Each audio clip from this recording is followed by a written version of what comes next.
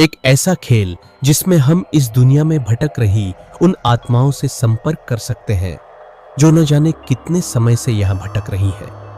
आज तक जो किसी न किसी कारण से अपनी मौत का कारण नहीं जान पाए, वे अब हमारे बीच हैं।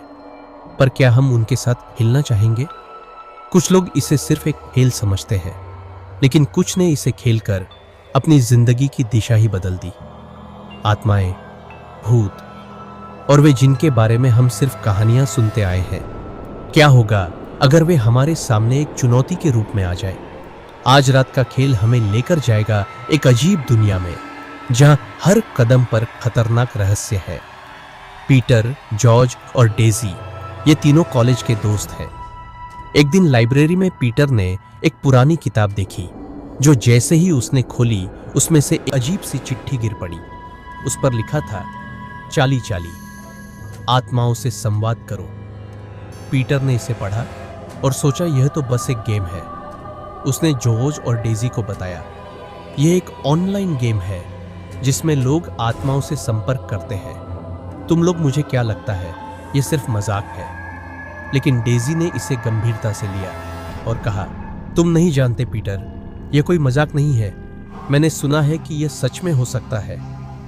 चलिए हम इसे आज रात खेलते हैं और देखेंगे क्या होता है।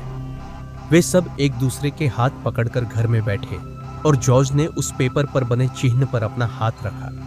जैसे ही उसने यह किया, अचानक हवा चलने लगी और चारों ओर अजीब सी खामोशी छा गई। फिर जॉर्ज ने धीरे से कहा, चली चली, क्या तुम यहां हो?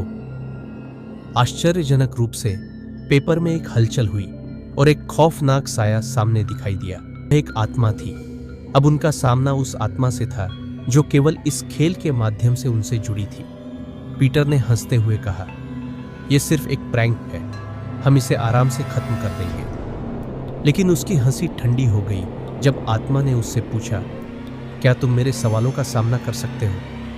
अब खेल सिर्फ एक चुनौती नहीं था, यह उनका जीवन और मौत का सवाल बन चुका था। एक के बाद एक आत्माएं सामने आ रही थीं और हर आत्मा अपने सवालों से उन्हें घेर रही थी। क्या वे जीवित लौट पाएंगे या ये खेल उनकी जिंदगी को हमेशा के लिए बदल देगा?